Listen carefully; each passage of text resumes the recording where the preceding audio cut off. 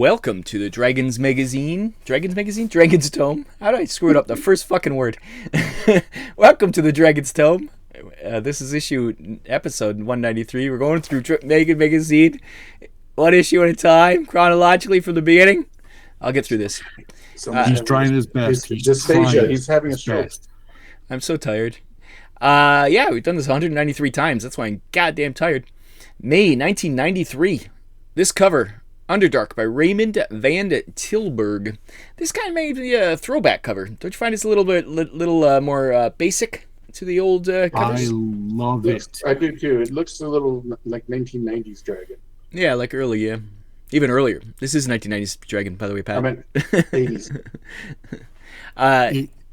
Remember some of the old Moldvay covers era? Like I love it. I love it. By the way, my name is Rob. I don't think I said that. And I'm Jack. And I'm Jobber. Yeah, I forgot to say that. My intro was so smooth that I just missed a little bit of the details. Yeah, it's an interesting throwback. And it's not bad. It's fun. It's greedy adventurers about to get eaten by a red dragon. He's got a lot of colors on him, but I think he's a red dragon. He's a red dragon. Definitely a red dragon. Yeah. I'm going to go just because he's got smoke coming out of his mouth. I don't see any back legs, though. I was just going to say, is he a dragon? I only see front legs. Mm-hmm. Is that slightly... The problem is we don't know if it's in that hill because you can see the top of his tail just barely makes the top of the thing. So maybe it's in the valley. Yeah, that's true. It could be just down below. Yep, you're right. Yeah. Looks like we got a wizard, we got a thief, and a some kind of fighter about to be eaten. But yeah, it is Do you old think school. He's a specialty mage? No, because it's old school. This is first edition. Oh. Yeah, that kind of tomfoolery and hijinks is done. It's over. Yeah, very cool. Anything else to say about said cover by Raymond Van Tilburg? There's nothing here for me to nitpick. Yeah, it's fun. Nope. Love it. Old school.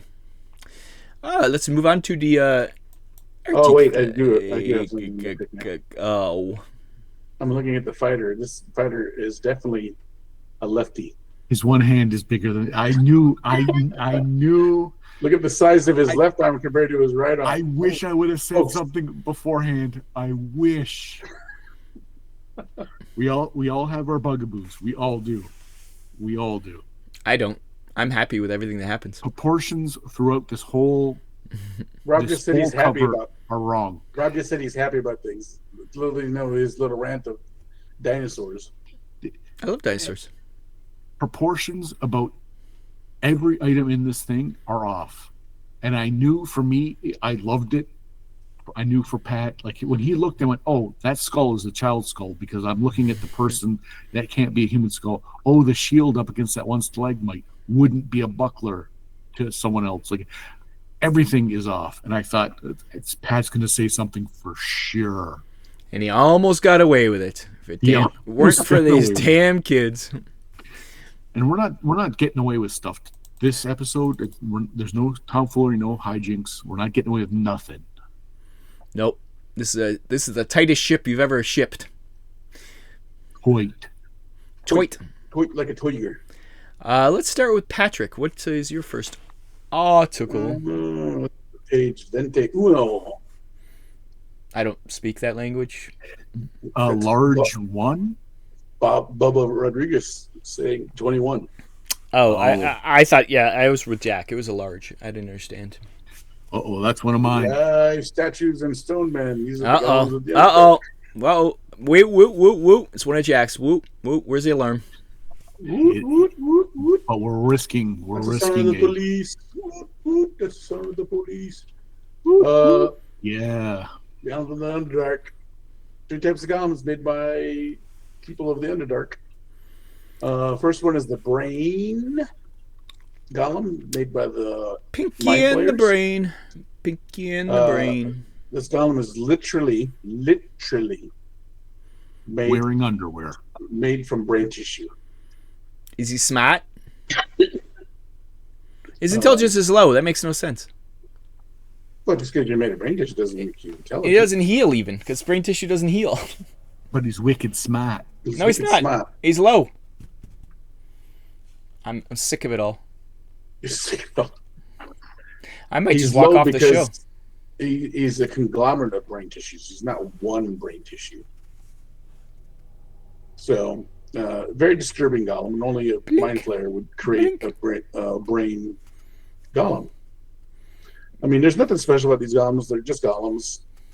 But they were just made Golems. golems. Golem is a ring bearer. Golems are Yes. things that are made out of clay. I'm saying golems. I Go- like the brain golem. I like even though he's wearing underwear, I think he would be in a 1960s Marvel comic where he appeared on Earth and then he was defeated by some Doctor sort Strange. of He'd definitely be fighting Doctor Strange. tonic or elixir would defeat him, perhaps. Or the Fantastic. Fantastic Four. That's what I'm thinking. Yes. The thing would punch him in the face. He would say, "It's clobbering time," and punch him in his, might over matter or some might over brain matter. Yes. He'd say, "Think about this." I'll give you something to think about. Think about. And then you have the hammer golem, which are made by the dwarves. The first time I was reading this, I thought they were talking about the Durgar, since we're talking about the Underdark. But this is just dwarves in general. Stupid general dwarves.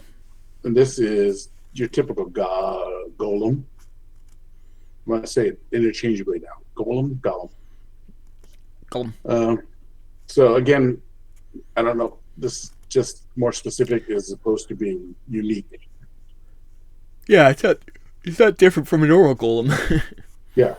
So his purpose is to just go and through mine shafts and kill goblins, orcs, goblins, and anyone that's the enemy of the dwarves.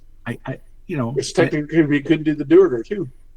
So, like, I can see it's not just the same, but it's not outrageously different. The brain golem and the one that Pat's going to address next, a little more unique. Yes, a little more unique. Like the last one is the spider stone golem, which is made by the Drow.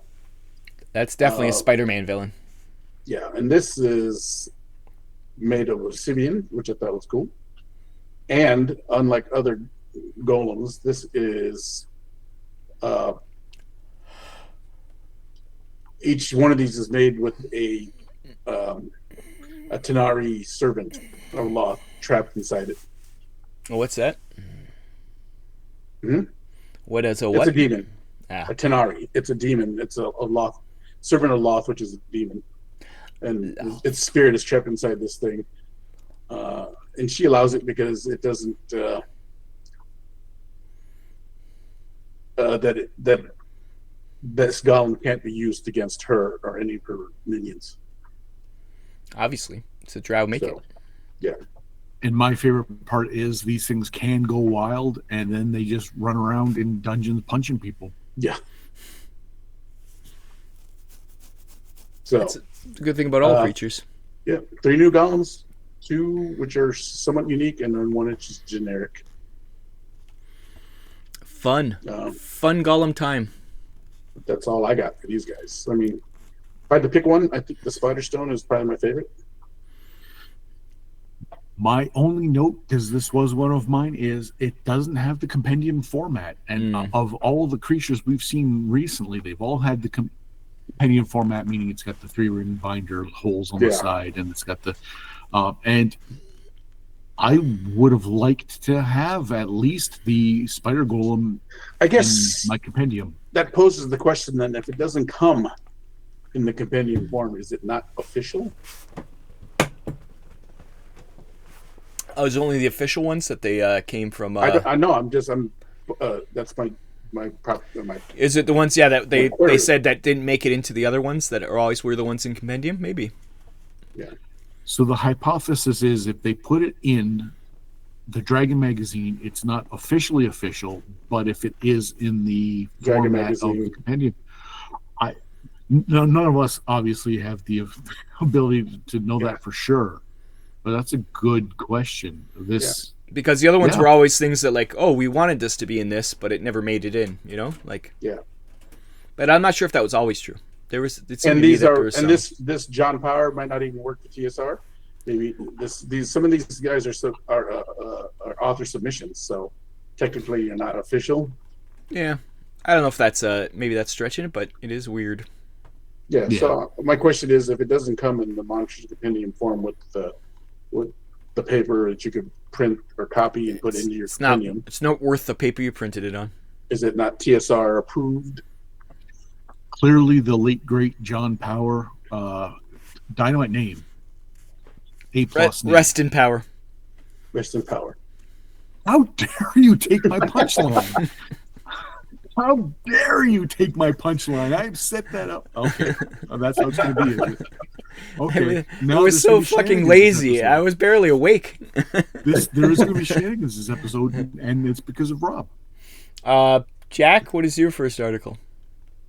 My first article was this one, but my second article is page 6, please, on the right column. I can't tell what's right and left. Unfair. Unfair. So it is a letter to the magazine. So I'll walk you through it just a little bit. Throughout the 10 years I've been involved in role-playing games, the most common complaint that has arisen is the Dungeon Master is unfair. Okay, we've seen play that. We know that's the original intent of Dungeons and Dragons, was to be an antagonist to the players rather than a storyteller with the players. The following is a simple test for a DM to see if he's indeed unfair. Now, we're going to skip just a couple, like a paragraph, and it's going to be some examples of an unfair DM. The first, and this is, I wrote down Jeff Foxworthy. So please keep in mind a Jeff Foxworthy-esque delivery to this. I'm not going to do it. I'm not from Mahala. I'm not from Appalachia. You might be an unfair GM if. Okay, so my reticence to do that, Rob jumped right in. I wasn't going to do it either. Up until now, I didn't think archdevils or archdevils traveled in groups. You might be. Okay, I'm doing it now. All of a sudden, for some reason. I missed with a natural 20. Well, yes, the rule is that's a Sometimes crit, you do. Yeah, sometimes the target number is going to be 25 for something outrageous, but Natural I 20 didn't doesn't think- mean anything in D&D. no. Crit hits aren't a thing. That's No. a house rule. Other games, like ones that I created, yes, there's a yin to the yang, but in D&D, that was not a thing. It's always house rule. I didn't think anything did 400 to 400 points of damage. I don't agree with that either. I'm sure there is tons of things. Like you get a god weapon, I'm sure it would fucking do that. Possibly. We should have become farmers, which as a party, if you're downtrodden and you're at your lowest of lows, I'm sure that would be a funny thing to say with when you're, what are you at? Oh, I'm bloodied. Me too. We should have been farmers. Funny. I didn't even know Zeus was mad at me. That one struck a funny bone for some reason. That is kind of funny. I was like, tee-hee. Like a good gnome, I tee-heed. Gnomes tee-hee. Pat said it. I've taken it upon as the gospel. And so then the reply was, we enjoyed this letter so much that we will be gladly print any other. You might be an unfair DM if you, or no, you might be an unfair DM if you hear these. Well, I think if that's going to be going forward, a bunch of these, I will happily read the letters. Like, those could be funny. My problem is now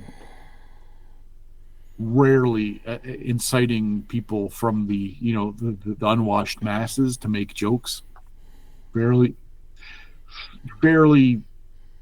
like it's not going to be the same caliber, but hey, I'm looking forward to seeing them. So that was my article. Wow. What an odd choice, but okay. I'm an odd guy. That's I bring the damn I true. bring the We're an odd couple. Oh.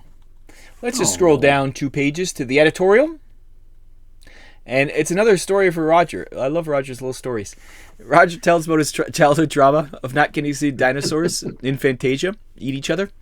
And he says his mom tortured him because she thought it was too violent, so she turned it off and sent him to bed, and he never got to see those dinosaurs eat each other until much later. So now, as a parent, he's exposing his kid to every possible dinosaur everywhere. He's done to everything. He's gone dinosaur crazy with the kid. And the kid, in the end, the kid loves TMNT, which Roger gets very angry about.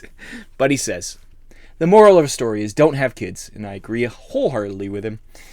But then he goes on to say, the real moral is let your kids find out what they love. And somehow, all this was supposed to apply to his 10th year anniversary at TSR.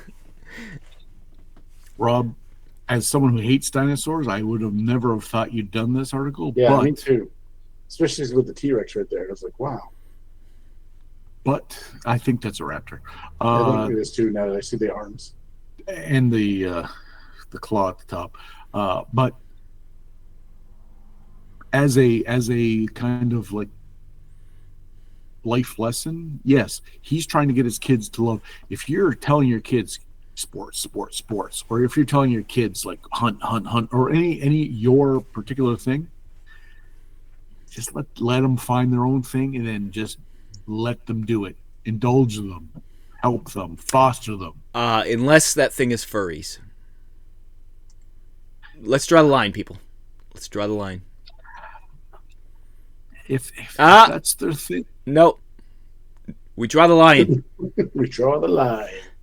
The line is drawn here. And if you cross the line, well, your papers. No. Where did this come from? Stop it. I'm in a huge state in German camp, so we got to stop that. Anyways, and then there was a bunch of happy 10th anniversary stuff for Roger, which was very nice. Yeah. We're back to Patrick, I believe. Yes. Let's go to page 67. 67. The Druid gets a life. This is a somewhat ridiculously article as I read it. The basics of this article is it's based on a version of a Druid other than just being one of those nature freak guys. This is basically an article that turns Druids into an Uber farmer and thus earning them political clout in the area. He uses the spells to help increase production of crops and helps like blah blah blah increase and increasing the food. He makes reference of the Romans, how 90% of the population of the Roman Empire was farmers just to feed the whole empire. And he equates that having a druid in your kingdom would do that for your kingdom by helping the crops, increasing the thing, and it's in a sense then increasing the value and the power of your kingdom. And he would get political clout because the king would be so grateful for his services. And we're not going to acknowledge him because he really wants us to. I don't even know what it is. Is it bruschetta? I know it looked like a piece of pizza, but Christ, it's one horrible piece of pizza if I've ever seen in my life. Oh, Rob can eat Crispers last week, but I can't eat a piece of pizza. Is it pizza? The argument is not you eating a piece of pizza. We just trying to figure out what it is is. on it. Yeah, looks like everything's on that thing. It looks like we can just do the show. We don't need to like. Not only does this article bring druids in a weird direction, he also then gives 3 new spells that will help the druid create. Jesus Christ! It seems it smacks of min-maxing to me. In a sense, yeah. It's like, how can I make unlimited money with my druid? Okay, I'll do this. I definitely think this take is very silly. But it's not. I mean, it's not jack silly, but it's silly. You're definitely reaching for the top shelf to make this thing happen, for sure. I mean, the only thing missing is a chicken wing spell. Is there chicken wing fetish people out there, you think? We get a little ASMR going on with our podcast at the same time. Oh no, it's mukbang. What is on that fucking pizza? I don't know. It's the weirdest looking pizza. I see olives. I don't even see any sauce. It looks like I thought it was like a taco at first. I don't see sauce. It looks like guacamole on it. I also envision druids. We're talking about druids as lawyers, not mayors. Loners is not mayors. So lawyers or loners? Loners, I meant to say. So I don't even know if that's something that they put in the description of druids, anyways, as being solitary people. They always seemed like it, though. That seems like a thing. Yeah, I don't know if it's a stereotype or if it was actually written down somewhere in one of the. I don't play a lot of druids, so I don't remember reading any of that stuff. But it would be something nice to know if you play a lot of druids. Is that mentioned in any of the versions of first, second, or the Cleric's Handbook that druids are solitary people? They always seem like nomads too to me. Like you never think of a druid like settling down. He was always just moving through the forest. And I don't see a druid wanting political clout, anyways. You know what I'm saying? No. So I bring this up because Jesus Christ! Well, you would, because you're eating that vegetarian pizza, for God's sakes. Which part do you disagree? The druids built Stonehenge, and they know that now some of the blocks came from Wales. You have to have a society. You have to have a cohesive group of people deciding those kinds of things. I say the druids are probably a well-organized group of people. So, but what you're alluding to is like an Illuminati type situation. This is just no, this not is the the guy. Illuminati. This is the guy who's trying to be a union president. So, but that's it. I mean, if you like druids, you could try this. This is somewhat silly in my opinion, but where do we go from there? It's all silly. Yep. No, this is a serious show. Oh yeah, we're serious. It's Jack's turn, I believe. Jack, where are we going? Well, we did my live statues and people's article already, and we did my unfair letter. So I would have to defer to one of my compatriots to take up my slack. Okay. Anyone want to fill in? Anyone else got another article? I've only done one article so far, so I'm going to go to page 73. The Game Lizards. This is the 1993 collector's cards. They're all excited about all these new cards coming out. Is it 93 the last year, Pat? Yep. Yep, there it is. 1993. I must say, this whole article is about the new guy taking over and how he's got all new stuff for the future of these cards. The art, I must say, looks way better in these cards than the old cards. Like the art from these samples it's stepped up way up. Oh yeah, and for sure. And I love how they have all this improvements and they're just gonna kill it next year. But they already did start cutting corners. Instead of 16 cards to a pack, it's only 12, and it's the same price. So they've already started cutting. But yeah, it's so funny. Anything else to add about the card collecting, since that's what you do, Pat? No, I mean, I haven't opened them yet, but I think in this magazine, in this article, it talks about all the cards and everything. But it is a half set. Let me point that out. It's not nearly. It's half the amount of 91 and 92 amount of cards. And they did talk about how they asked the card collecting population what they would change, what they liked. And basically everyone, their results from polling the people was keep it the way it is. We like the information in the back. We like the icons. We like everything about it. So, hey, if it's not broke, don't fix it. And you're right. The art is, I'm not going to say. I would say it's better. Okay. It's definitely different. And it's more. Oh, I think it's better for sure. I don't like to disparage, artists are involved. These are, I do like the pictures that we can see here.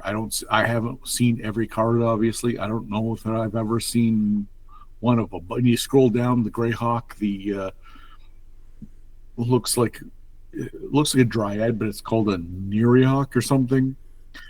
There's a Ravenloft mummy, which is called a Senmet, or if that's the person, I don't know. These could be people. Either way, the art is very, very good. Because I remember the first, I think it was the first set, I was like, wow, this art is childish and it looks terrible. So I'm just impressed that it's gotten this good. That's why they kill it. Kill it. Kill it with fire. Kill it with kindness. Okay, who's running the show? Oh, I was waiting for you guys to finish. No, we were done. Oh, This is I your can article. go on. I've got a type 5 on airplane food if you want to. Jack, I assume, has nothing left. I'm tapped. Pat, do you have anything left? I got one left. Sure, what you got? Page 98. 98. 97. 97. There you go. The Dragon's Bestiaries. 2 new creatures from the outer planes. These are in. This is why when we talked about this is in Monster Compendium form. And the Dragon's Bestiary has always been TSR approved. Creatures. You got the giant nautilus, which is a giant shellfish, but it's a sea protector on the plane of water, and it basically it's what I call the most neutral of all creatures. It makes sure it keeps the balance of the water. Nothing overpowers it. And then you got the abyssal ants, which come from the prime material of the abyss, or the layer of the abyss. And Loth's servants in Thnari, when they get overrun by ants in their house, they get rid of them by teleporting them to the prime material plane.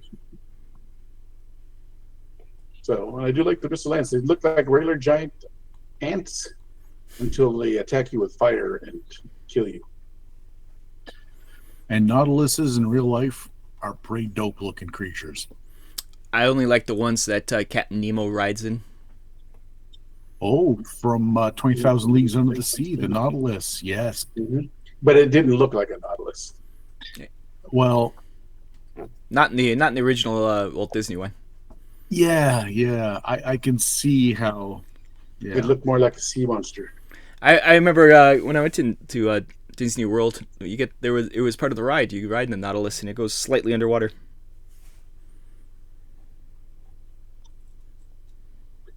But that's it. No comment on that, guys. No. Jack's too busy eating. And Oh, I'm sorry. There is one more. There was an incarnate. I didn't really care for the incarnates. It was basically emotions that manifest into these creatures. They're good and bad ones. There was a list. I can't even remember where I saw the list. yeah, there's minor incarnates and Yeah, like one of them, like the good ones are. courage and charity and hope and faith. Yeah. And then the And bad the ones evil are ones like were pride and lust and sloth. Yeah. Sort of the seven. The evil sins, yeah. So I didn't really care for this creature in itself. I mean, there was a ton on it, but Notice this one is in the form of the 3 ring binder. So yeah, we did talk about that. I know Pat did mention that. it's just I I don't don't know think what distracted you. I don't think I think the crunching of celery distracted him. yeah. No, I think my point was I don't think this doesn't seem official. So I think our little idea about official versus non-official. Well, that's the thing. I think it is official because I think in the past the Dragon Bestiary things have always been, Yeah, but why would you think this is official when the other one wasn't? because it's the Dragon Bestiary. The scientific Was the other rigor one- of our experiment is The not other one was great, just a regular article. It wasn't a bestiary? No, Oh. Anyways, yeah. So that's some monsters. Any other articles, Pat? I got one more. I got no more. This is it. 83 It's actually 84. It's actually 85 technically. It's the Gen Con 93 Game Fair. It's a little What's Coming by Tom McLaughlin. I think he's the one who Is it talked. What's Coming, or is it, or it happened already? It's What's Coming 93. It's only we're only in May in 93. When is Gen Con, Pat? I know when is Gen Con, Pat? It's June. It's the end of Rob July. turned into a Dalek at one point. Pat, what is Gen Con? When is Gen Con? Tome. Anyways, it's it's a preview for Gen Con 93 at Mecca in Milwaukee.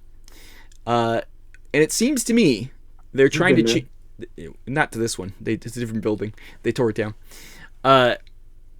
It seems to me that they're trying to change Gen Con because it seems to be a lot of Star Trek stuff, and George Takei's like the special guest, and it's almost like they want to be more than just a gaming convention. They're trying to become more of a general sci-fi convention. I wonder if that's something they tried for a few years. I don't know. I didn't go to 93. This is coming to the end of when it starts to fail, and that's before. But I do know Atkins around this takes time, it over. the fastest Star Trek was pretty hot. Yeah, but this is TV series people, not It's definitely talking about costume. No, I'm talking about the RPG was pretty hot, so maybe I know. they were just trying to tap into that. Yeah, but they're also talking about costume, special Star Trek costume contest, and it seems very not gaming related, maybe tangentially. True. I would venture to guess that maybe they were surprised that they got George Takei to show up, and also So they're like, shit, we got to get some stuff around this. We got to Star Trek centralize this a little bit. Yeah. The other thing I noticed was daily fees: $5 for spectators and $10 for players. What is it like? Add a zero to that now, Pat? Like at least? Like it's so expensive now. 10,000. Did it say? It's $5 for spectators, $10 for players. Oh, for the admission baz? Oh yeah, you're talking $120 now. Yeah. For 4 days. Yeah. Well, this is per day, so it's still not maybe 10 times So if the it's price. $10 a day, that's $40. So it's 3 times as much as just now. So Well, then, honestly, if that's true, I'm glad I was never invited to go to Gen Con because I don't know if I could pay that. Well, That when you were exorbitant invited, prices. when you were invited to go to Gen Con, there was a free badge for you, Mm, and there still could be. I must have missed that.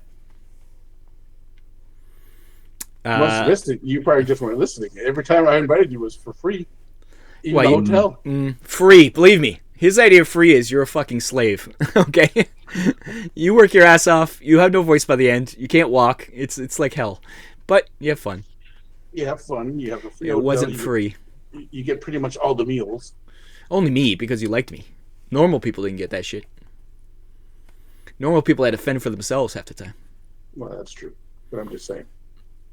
Pat- If you were in my good graces. I was his lackey.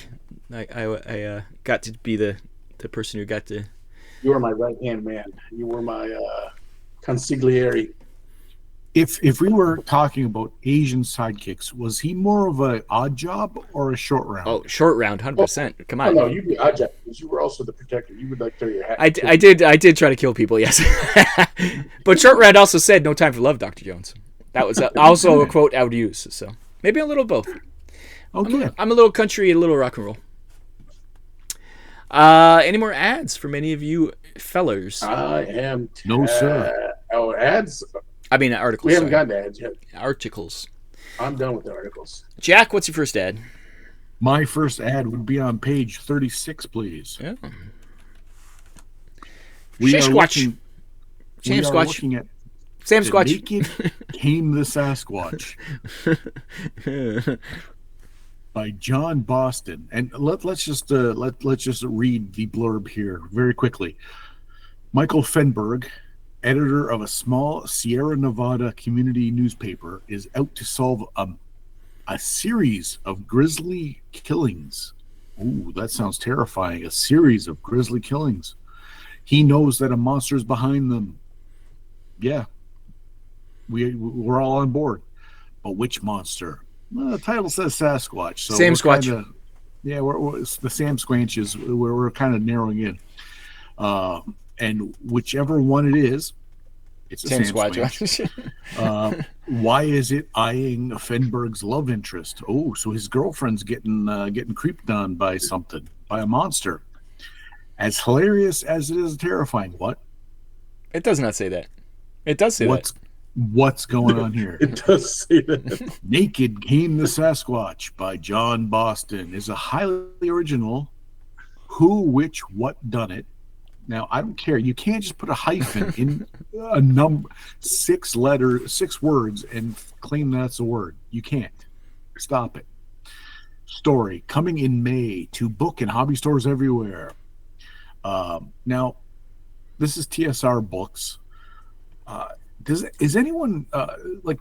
There's been a glut of fanfic that has this kind of, you see the covers like a Chuck Tingle type situation where it's like what the my fuck's that mean? photocopier.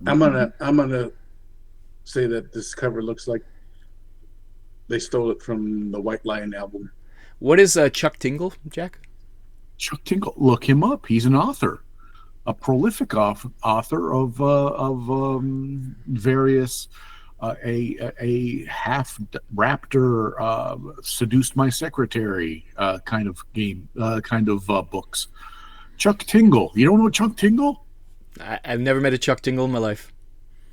Okay. I know Pringles. But I would say that probably if you went to a Tumblr or any of those other kinds of, there are authors that are writing things called Naked Came the Sasquatch. It is a common thing today. But is it more sexual? This seems funny. Like that the thing you're trying to describe reminds me of those like Harlequin romances, but with a supernatural tinge. Is it? It's hilarious as it is terrifying. But it doesn't say anything about sexy. Naked Came the Sasquatch, who's eyeing his girlfriend. You're right. This could be David Attenborough could be narrating something wholesome, but I think it's scandalous. Scandalous. It is. Sam Squanch based erotica. See, that's all I'm saying. Unfortunately, it's not good because I don't think it does have the erotica flavor. I think it's just a joke. But the name itself is worth the talk about this because Naked Came the Sasquatch. That's all I'm saying. By John Boston. Boston. Aren't they from Canada? What? No, they're from Boston. Jesus. Everyone knows that. Is Boston Pizza from Canada? Yes. Point proven. You know what? There's a Boston Pizza in California when I was in college, so I would beg to differ. California. There's also an Ontario in California. Maha. Oh yeah, and it has an airport. Okay. And since we're talking games, it's where the West Coast Grand Tournament was held in Ontario, California. Is it Bob Hope Airport? No, that Bob Hope Airport I think is Long Beach. That's John Wayne. That's John Wayne. Bob Hope. I think they always mention it when there was golf tournaments. There is a Bob Hope Airport. I know which one it is. Is it still called Bob Hope? I know which one is YYZ. Because of Rush. Because of Rush. That was Jack. Pat. That was me. Pat, what we got? Naked Came the Sasquatch. Let's go to page 20. This is one of mine. Because I said, what the fuck? Yeah, the next revolution. And I said, I don't know what this is, and I don't know what the amazing engine system is either. Is it Amazing Stories? I'm so confused. And no, it says next revolution and role playing takes place, and then it says amazing engine system coming soon. What the fuck is the amazing engine system? But they own Amazing Stories, so why would they use the amazing name? Well, what is amazing engine system? More importantly, is it a game? Is it video? Is it what? Never heard of it. Is it one of those play by VCR, play by DVD game? No. It could be, but it's in role playing. It's a next evolution in role playing. But they did that. But they did a role playing play by VCR game. I know, but this is insane. I have no idea what this is. I've never heard of it, and I was just like, "What is the amazing engine?" Like, yeah, I don't know either. If it wasn't TSR, I'd be like, "Oh, it's just whatever." But what the hell is this? Yeah. I'm sure we'll find out, or we won't. But if you do, comment below. Tell us what the amazing engine is, and is it just another thing they threw at the wall to try to make it stick to try to make some profit? Yeah, or maybe it's one of those things that never came to fruition. They put an ad out and then we never saw it again. It's happened before. Yeah. Yeah, at this point, it could have been, withering on the vine already, and we'll never ever hear about it again. It may have never seen print. They might have thrown a bunch of money at it, and then Magic the Gathering came out, and they're like, Spellfire, let's switch here. Let's fuck this amazing engine thing. Yeah, curious. Yeah, that was one of mine. But let's go to, if we're done with that, we'll go to page 91. Shadowrun, the video game. This isn't the Shadowrun video game I played. This is the SNES version. I played the Sega Genesis. This is the one I played. I played this one too. I find it hilarious that at this time they had two completely different Shadowrun video games for two systems. Completely different games. Not even similar. Not even like same engine. Nothing similar about them. Completely different games. Super Nintendo because I owned the Super Nintendo, and then my friend played on the Sega because he owned the Sega. So we just went into his house and played. This is the game that not this version, but the Sega Genesis version is the game that famously killed my Sega Genesis because the battery died and I had to keep it on for a very long time. And yeah, I never had a Super Nintendo. I had a Nintendo and I had a Sega Genesis. I didn't have a Super Nintendo. Pat, since you did play this, do you have anything to say about Shadowrun, the video game? I liked it. It was, it was still it was one of those weird X-axis kind of RPG games. I don't remember too much about it, honestly, because it's a long time since I played it. And I will say one of my big complaints when I played it is I didn't get a very good Shadowrun feel for it. As opposed to, because Shadowrun was my jam. Shadowrun is my RPG. I did hear that the Genesis one was way better than the SNES one. Yes, I would agree with that. The SNES one was okay, but again, like I said, I didn't feel like I was playing Shadowrun, so that is what made me not like it as much. It does look like a 386 King's Quest level of graphics. Like it doesn't look great compared to some of the other games of its time, I think. Like the net running in the Genesis version was awesome. Like it was real fun to actually net run, and you do heists and stuff and make money, and it was a really fun game. A lot of replay value.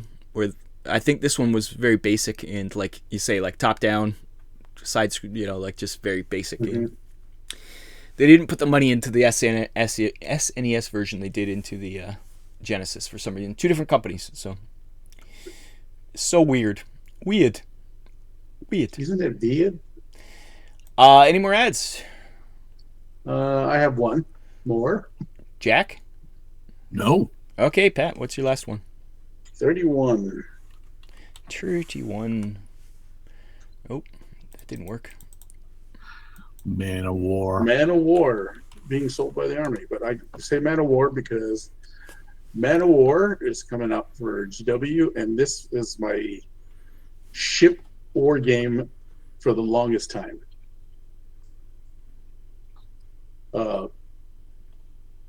If you're a big fan of naval combat, which I am, this is one of the games that I played for the longest time, and then like anything else GW does, they got rid of it, and then they didn't have a filler for it until Mike Nunes from Firelock Games made Blood and Plunder and all the other ones, and I played like that, and then Mantic made Armada, which filled the fantasy side of my like for naval battle. So right now, so this is the game that everybody is always comparing Armada to, was Man of War. Yes, and this Man of War was great, but Armada is better.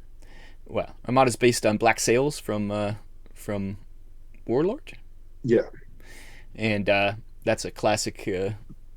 Black Sails is a non-fantasy version of it, but yes, exactly. So I heard this pretty clunky. That's the thing about Man of War. I've heard it as all GW yeah, but games at the time it was the only naval combat game that was fantasy out there. So just like Blood Bowl was the only fantasy sport game out there at the time. Yeah, and people played it, and people like myself also loved Man of War, and they held on to it for the longest time. But then Armada came, enjoyed it so much more. And what was the I scale? mean, there was another fantasy ship game. I don't know, whatever the size Armada is, it's roughly that same size. And it says here pewter ships and stuff like that. Like it was it. Oh, like, these were still metal before they became plastic.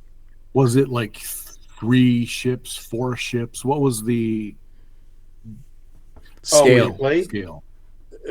As number of ships? Like yeah. How Like big the ships are? I'm just trying to get my wrap my head around what this was and compared to, say, like a Blood and Plunder. I'm confused. Are you asking the amount of ships or how big the ships were? No, he's asking how many ships are in a fleet do you play against? Like You played, if I remember right, you played like anything else you do, you pick points, but the average amount of points got you anywhere from 8 to 10 ships. Oh, that's a lot. Because you played on a 4x6 table. Bigger table, yeah. Yeah.